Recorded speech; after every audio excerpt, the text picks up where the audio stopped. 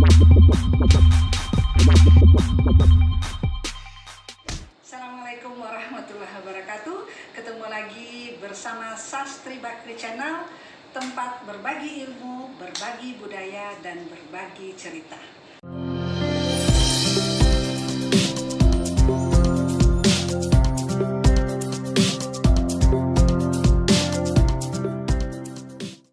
Kali ini kita ketemu dengan Bapak Suwarna, Kepala BPNB, jangan salah ya, BPNB, Balai Pelestarian Nilai Budaya.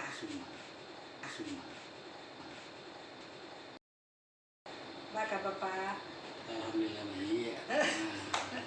Pak, apa sih sebetulnya tugas Balai Pelestarian Nilai Budaya ini Pak? Terutama izinkan kami dulu menyampaikan Assalamualaikum warahmatullahi wabarakatuh. Kemudian perkenalkan kami memperkenalkan BPNB Sumbar itu adalah nama kepanjangannya itu Balai Pelestarian Nilai Budaya Sumatera Barat. Kurang suka sasek mah. Iya. BNPB. BNPB kebanyakan namanya itu. Jadi namanya Balai Pelestarian Nilai Budaya Sumatera Barat, disingkat BPNB Sumbar. Iya, BPNB Sumbar. Tusinya itu adalah melestarikan nilai-nilai budaya. Balaiko berada di bawah Direktorat Jenderal Kebudayaan Kementerian Pendidikan dan Kebudayaan. Iya. Wilayah Karajonyo, Sumbar, Provinsi Bengkulu, dan Sumsel. Oh ya, 3. Jadi ketiga tempat itu Bapak pergi itu ya? Iya. Nggak capek Pak? Demi tugas macam mana mau capek Iya, gitu. harus ya betul. Berarti ketiga bahasa Minang, bahasa Palembang, bahasa Bengkulu bisa lah ya Pak ya? Orang kita galau gitu. Enggak, ada sikit-sikit cuma bisa. Oke, jadi kan tadi katanya melestarikan ya, termasuk merawat budaya ya, sesuai dengan Undang-Undang Pemajuan Kebudayaan. Apa yang sudah dilakukan itu kira-kira Pak? Kalau kita itu kebanyakan melakukan itu ada kajian, kemudian ada penerbitan buku-buku, jurnal, bahkan suluh dalam bentuk rampai, kemudian mengadakan semacam dialog budaya, mengadakan semacam internalisasi nilai-nilai budaya ke lembaga pendidikan, kemudian ke masyarakat dan komunitas-komunitas budaya yang ada. Apa itu bentuk internalisasi budaya itu? Apakah ada bahasa di syarat bahasa di kitabullah yang kalau di Sumatera Barat ini Pak? Iya, kalau di Sumatera Barat itu kadang kan kita gini, ada maestro masuk sekolah. Nah, jadi kalau di Sumbar itu kita bawa itu makati, hanya mengajarkan ada istiadat kepada anak-anak, mengajarkan randai, gitu kan, macam-macam lah. Kalau diturun ke masyarakat, atau lain belogo tingkat tinggi ada istiadat yang dikaji. Gitu. Itu strategi kita bagaimana tuh, misalnya kayak tadi randai itu, supaya disukai, dicintai oleh anak muda, supaya bisa tidak mengalahkan, tidak dikalahkan oleh K-pop Korea itu sebenarnya. Terus gimana tuh Pak? Sebenarnya kan gitu, awak itu jangan terperangkap masalah primordial, terikat dengan pakam-pakam, karena gini, berbicara adat dan kebudayaan, kalau adat ada dalam kadang-kadang dalam pakamnya itu tidak bisa dirubah. Tapi kalau kebudayaannya bisa, dinamis, bisa dirubah. Ambillah contoh. Banyak musik-musik tradisi, kalau tidak dielaborasi dengan unsur-unsur seni yang baru, itu tertinggal. Nah, begitu juga dengan randai. Randai itu perlu dielaborasi dengan unsur-unsur budaya, tetapi tidak kehilangan jiwa randainya, jiwa tradisi itu sendiri.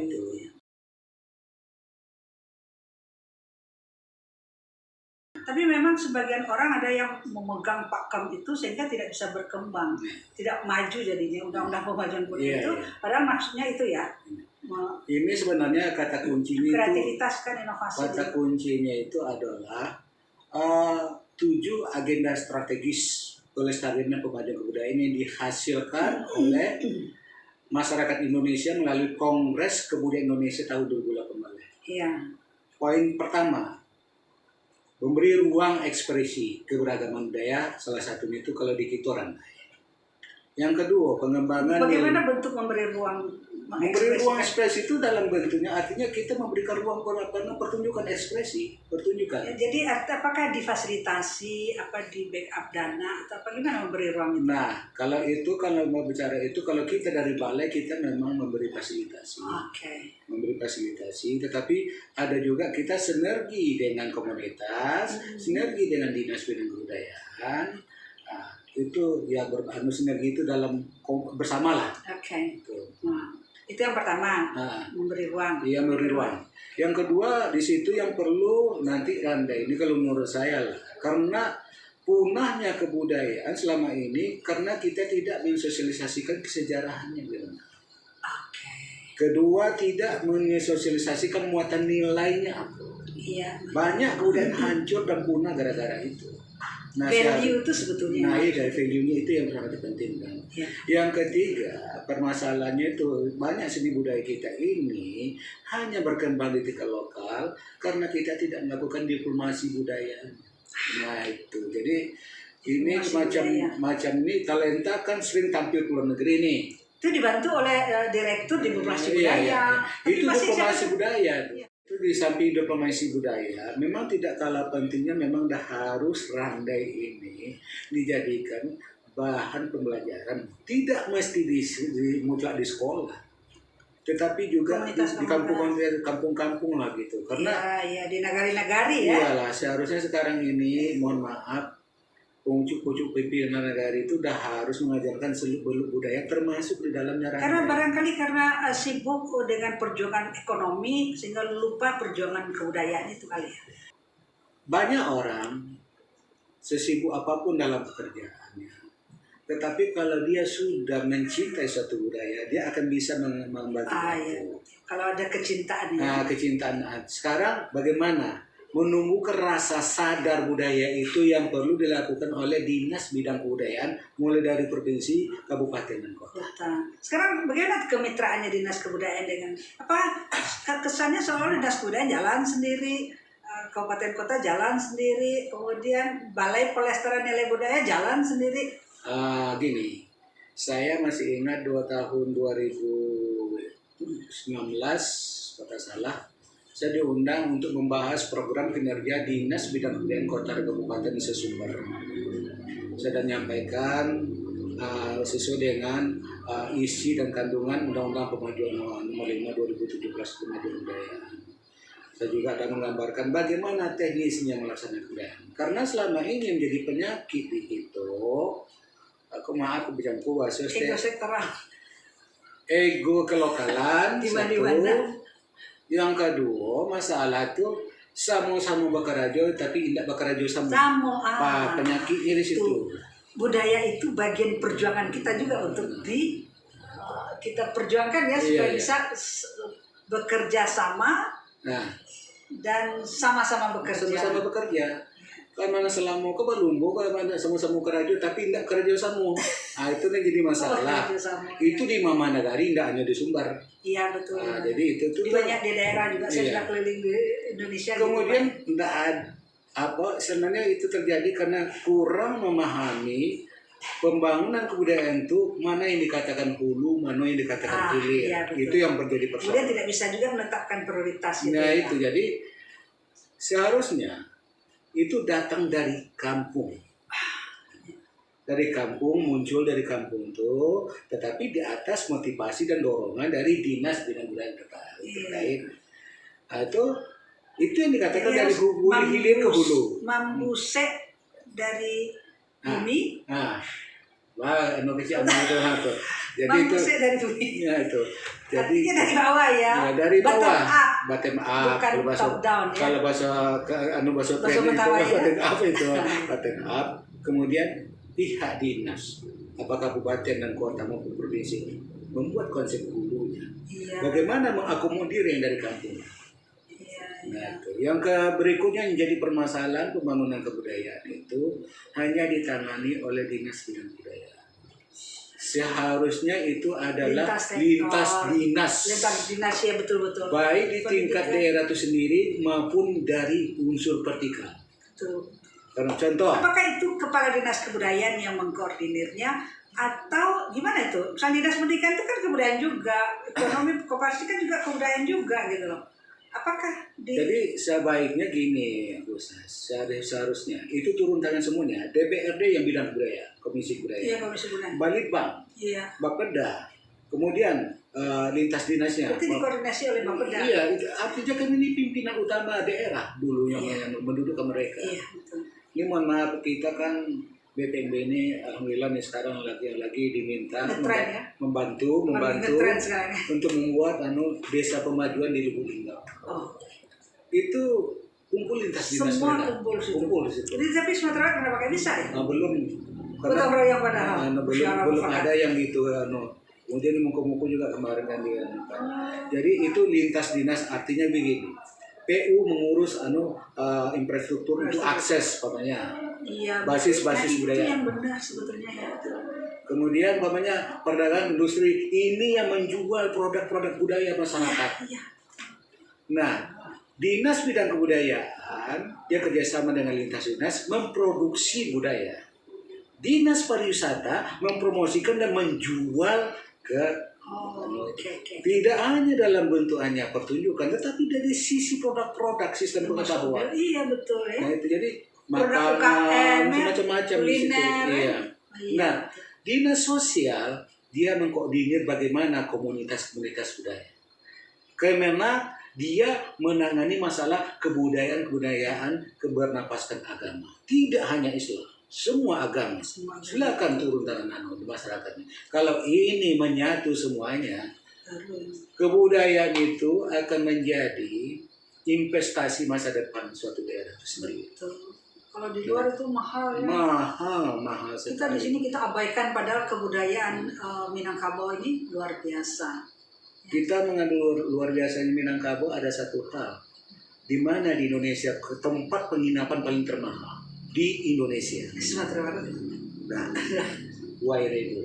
Oh, Wairedo. Yang membangun rumah itu ternyata itu arsitekturnya adalah dari Minang dulu. Asal membangun rumah itu. Wairedo. Bayangkan. Di NTB. Jadi kan di Indonesia Timur kan. Jadi itu paling termahal. Hanya sebuah arsitektur. Didukung oleh budaya-budaya lain, makanan, pengobatan, segala macam, apalagi di sumber nikaya di luar biasa. Iya, betul. Jadi kelemahan kita, padahal kan kita egaliter nih. Iya. Kemudian musyawarah mufakat dan sering gotong royong. Kenapa kok? Apa itu sebabnya dari perspektif budaya? Kenapa kok kita itu tidak bisa bakarajo samo tadi? Iya. Bakarajo bahasa samo. Sama-sama bakarajo, tapi tidak bakarajo samo. Bakarajo samo, selama pun juga bakarajo bahasa samo tapi parsial, tidak komprehensif, tidak ini ya. Di mana tak itu sebetulnya? Sebenarnya ego selain ego sektoral, ego diri aja. Ego lokal itu atau ego sektoral itu sebenarnya kini tidak muncul. Cuman pemahaman lagi itu. Kemudian yang perlu dirancang itu adalah grand design sinergitas. Iya. Apa kerajonya, pokoknya tingkat kota kabupaten yang dihubungkan dengan komunitas-komunitas yang ada pada relasi kebudayaan tidak pahamnya tentang kebudayaan itu bagaimana? Nah, itu sulit ambo mengecek pada itu. Jadi memang sesuatu kerajon di kerajon orang ahlinya kan kadang itu ya itulah. Betul. Dalam Al-Quran ada hadis ada tuh ya. The right man on the right job harus dia. Lama mengecek itu udah. Jadi itu persoalannya. Kadang-kadang yang paling ibuat paling memperhatikan kebudayaan itu sampai pembuangan orang nggak terpakai. Itu yang itu sebenarnya jangan sampai terjadi. Iya, betul. Ingat, UNESCO mengecek bahasa Indonesia itu adalah negara adi budaya dunia. Iya. Apa dasarnya? Kita mempunyai wilayah kepulauan yang sangat luas, 17.000 pulau. Suku bangsa 1.100 lebih. Bahasa 700 lebih. Coba bayangkan, awak itu bahagian dari ketahanan budaya dunia. Di Bali itu apa isyarat UNESCO? Indonesia kalau ingin maju, salah satu modal utamanya atau investasi atau deposit itu adalah budaya. Dan sesungguhnya ketahanan bangsa itu adalah ketahanan budaya. Ketahanan budaya. Iya, betul. Jadi Tak perlu senjata ya, cukup dengan ketahanan budaya kita sebetulnya sudah bangsa Budaya yang itu kuat. sudah memiliki segala unsur-unsur nilai yang mengajarkan kita untuk maju, Ya. mengajarkan kita untuk kuat. Cuman kita tidak memanfaatkan kebudayaan itu sendiri. Nah itu yang jadi persoalan. Nah yang kemudian yang tidak kalah pentingnya juga yang jadi permasalahan saya lihat selama ini, tradisi menulis sudah jauh berkurang di masyarakat kita. Sumbar ini sangat dikenal oleh orang.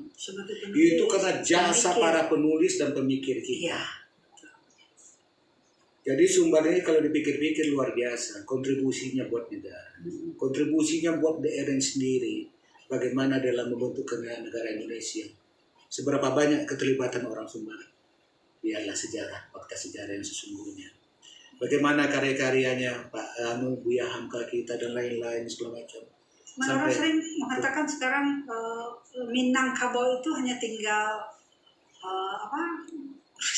tinggal menyebutkan nama-nama hebat saja lagi. Sekarang tidak banyak lagi pemikir apa betul? Nah, sebenarnya itu tadi pembuktian kinerja dulu itu yang dipentingkan. Pembuktian kinerja, dan kalau saya melihatnya itu orang-orang keturunan Sumber banyak berkiprah tinggal di Sumber. Ya. Karena apa? Karena tradisi yang perlu diingat. Dima Merantau untuk menjadi orang. Itu orang Sumbar. Dima lagi dijunjung, Dima bumi dipijak, di situ lagi dijunjung. Ya gampang beradaptasi ya. Jadi orang Minang itu memang begitu. Dia gigih. Ya. Gigih di dalam perjuangan hidup untuk menjadi orang merantau dulu. Itu kan itu satu. Nah, kemudian fungsi yang jadi permasalahan. Fungsi dan peranan nenek mama ditumbuhkan. Jadi nenek mama lah harus lainnya majakan seluk walau karena ada istiadat Minang tu kah anak kemanakannya, cucu-cucu segala macam. Baik itu juga mundur kandung diajar pun oleh seluk beluk kebudayaan ada istiadat kita kena padusi mulai dari ketek sampai kena gaji. Iya. Mohon maaf banyak orang bercerai kadang-kadang ke akibat anak padusi tak pandai memasak. Iya. Nah, kok jangan sampai terjadi malu. Jadi kalau masing-masing kita yang ada di masyarakat ini ya. Pemuda, pemudi, remaja, Indo-Indo apa-apa tahu peran dan fungsinya sampai dunia. Kurang tak main HP lah. Kurang akan ada waktu sibuk untuk budaya. Ya. Itu satu. Nah untuk Sumbar yang perlu diingat, andalan devisa Sumbar adalah jasa. Karena kita tidak punya pertambangan. Pariwisata dan segala macam kan, pariwisata. Tapi pariwisata tanpa berbasis kebudayaan sulit untuk berkembang. Betul. Begitu. Jadi memang kait berkait ya. Kait. Tapi kalau misalnya dia tidak orang kebudayaan tidak berpikir luas, komprehensif dan saling bekerja sama, akan susah ya. Susah. Jadi sekaranglah tiba saatnya kita untuk memiliki kesadaran budaya dan kesadaran sejarah. Karena kenapa saya bilang sejarah dan budaya dan sejarah? Sejarah dan budaya itu ibarat tulang dan daging, tidak bisa dipisahkan. Dia mempunyai sama-sama mempunyai kekuatan untuk memajukan masyarakat pendukungnya. Nah, sekarang kita di mana cara kitanya mengolah potensi-potensi budaya itu? Yang tidak yang lagi-lagi sekarang ini perlu keterlibatan kaum milenial kita. Kaum milenial kita ini sangat pintar-pintar mengolah apapun mereka kelola dengan digital, dengan teknologi sangat luar biasa. Nah, ini mereka dimanfaatkan untuk malah mengambil ide-ide kreatif mereka untuk melahirkan bentuk-bentukan baru dari sebuah kebudayaan dalam bentuk kreasi, tetapi tidak kehilangan roh ketradisiannya. Itu satu kehebatan anak muda sekarang. Yang kedua, mereka kemas dalam bentuk visual. Yang ketiga, mereka ini sangat lihai dan piawai di bidang bagaimana mendiplomasikan kebudayaan itu ke berbagai jaringan ke internasional. Dengan teknologi. Membuat film animasi, seni media dan bermacam-macam ragam mereka. Ini yang diperlukan. Jadi digandenglah anak-anak muda kita. Itu makanya jangan lagi sama-sama bekerja tapi tidak kerjasama. Tetapi sekarang ini yang diperlukan bekerjasama. Tapi saya lihat di Sumbar ini sekarang perkembangan sekarang ini itu minat dan perhatian terhadap kebudayaan itu sudah mulai tinggi, terutama dari KAN, kerapatan adat pemuduk kampung, sudah mulai tinggi. Ini yang agak tinggal bagaimana kita sekarang grand design-nya kemudian memberikan pembinaan dalam bentuk perhatian dan skill, kemudian dana gitu. Iya. Kenapa kita tidak takut betul Bapak? Kenapa tidak memberikan dana yang wajar? Sementara nanti efeknya itu pengaruhnya ke depan itu sangat luar biasa dari kebudayaan. Coba lihat Banyuwangi, dari daerah yang tidak punya apa-apa sekarang penerbangan 9 kali. Mereka mengadakan event internasional. Karnaval Banyuwangi. Itu coba lihat. Festival Banyuwangi banyak ya. Itu jadi kita ini didukung oleh kekayaan yang sangat luar biasa. Alam kita bagus. Padahal pemikir-pemikir juga sebetulnya. Di sini adalah perkampungan ke pengampungan melahirkan pahlawan dan pemikir-pemikir yang hebat. Cuman eksekusinya, juru bicaranya banyak, juru amalnya yang belum banyak. Itu masalahnya itu yang jadi masalah ya. Jadi itu jadi kita ini cobalah melihat potensi budaya. Jangan kita mempunyai mindset lah. Nah kebudayaan itu kuno-kuno lama-lama salah gadang. Salah gadang ya, salah gadang. Jangan lagi berpikir bahwa kebudayaan itu adalah hal-hal yang kuno.